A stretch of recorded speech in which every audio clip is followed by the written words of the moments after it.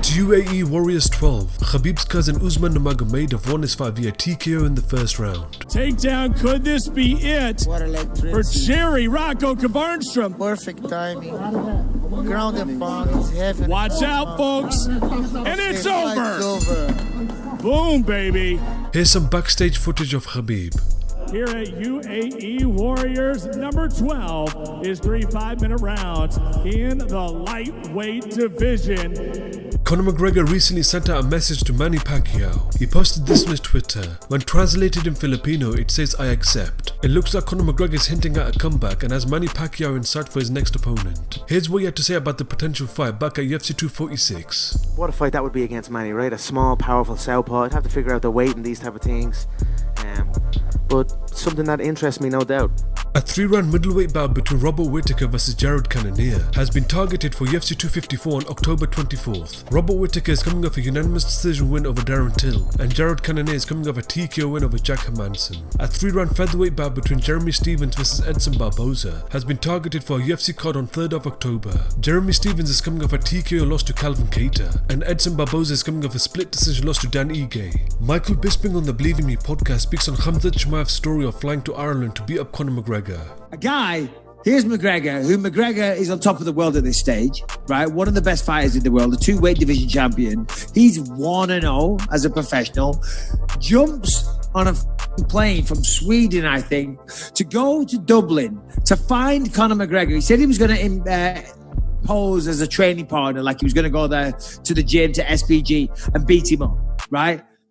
That's the craziest I've ever heard in my life, let alone the fact that McGregor's a world-class fighter, a 2-weight division champion, one of the biggest names in the game, but no doubt has security. But he's also there with his team, his coaches, probably another 30 Irish people on the mat that are all going to have his back. But he flew there by himself after having one fight to beat this guy up. I'm telling you, this guy is out of his mind in the best possible way. I tell you what, listen, story or not, I mean, that's certainly a way to get attention. And if he did do that, I mean, the guy is out of his mind.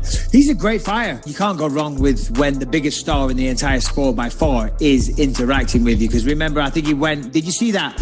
He went on his Instagram call and said rat lip or something like that. So Conor insulted him. So I think, you know, the going back and forth and, you know, as I just said, going back and forth with the biggest star by far isn't a bad way to do it. You have 2 wins in 11 days. Dana White's, you know, loving your attitude and your performances. The only problem for him so far is that he's still unproven. Of course, he's undefeated. I think he's 7 or 8-0 now. And the 2 guys that he beat, you know, obviously John Phillips and the other guy, apologies, I forget his name off the top of my head. Good fighters, you know, like to stand up, but Chimaev just got them straight away, immediately in the opening sequences and took them down. And then from here, he had a very Khabib-esque ground and pound, and they weren't able to get back into the game. You know, they weren't able to actually compete for a second because he shut them down so quickly. I'd like to see if he's still capable of doing that against, you know, some of the better guys with respect, some guys that can wrestle a little bit, some guys that have very dangerous jiu-jitsu off their back, much like Khabib. You know what I mean? That's what everybody says about Khabib. We'll see if he can implement the same kind of dominating style that Khabib has.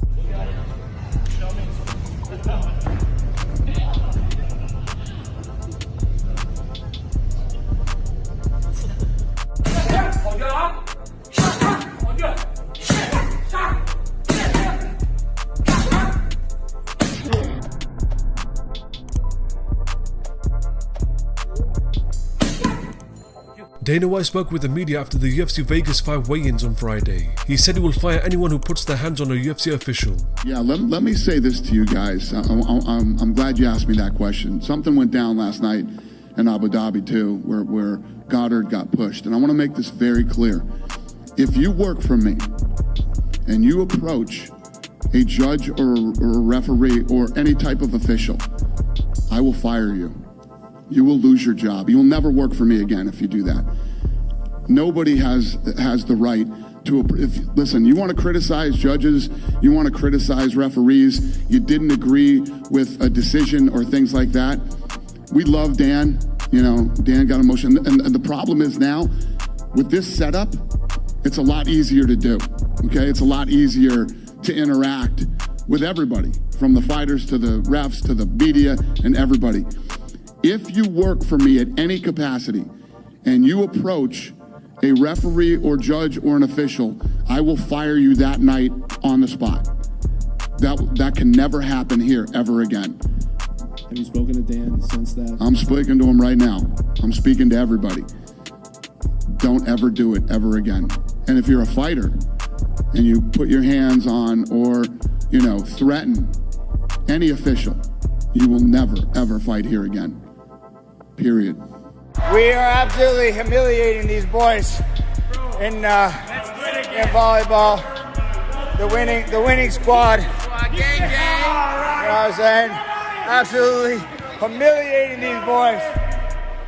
Next is probably basketball, then wrestling, then jiu-jitsu. The list just goes on and on. We'll just keep destroying them, so it's not a big deal. Robert Whittaker on the Ariel Helwani's MMA show speaks on his win against Darren Till. Yeah, well, that fight in particular was just like very high caliber. There was a lot of thinking involved. It went the entire distance. We were both playing that chess game, and just that fight in particular, it just had more angles, and we were both playing to our best strengths against each other, pitting it against each other. Honestly, I thought bar the first, I think I did enough in a lot of those rounds. I think overwhelmingly, I think I won the second, fifth, and third. Okay. The fourth and third were very similar. It was very, very tit for tat.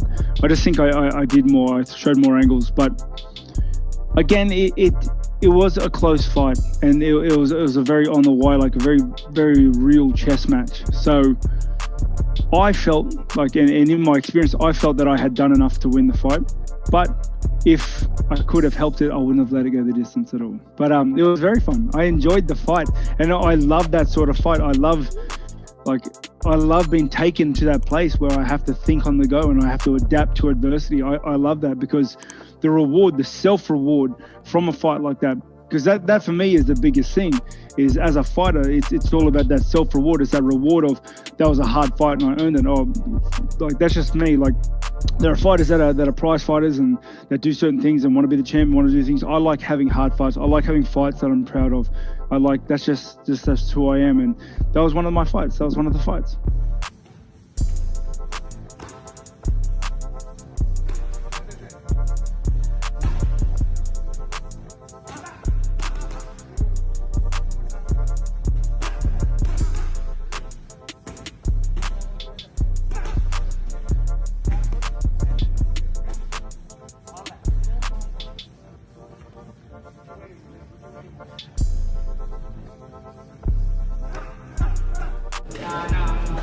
É o time aqui.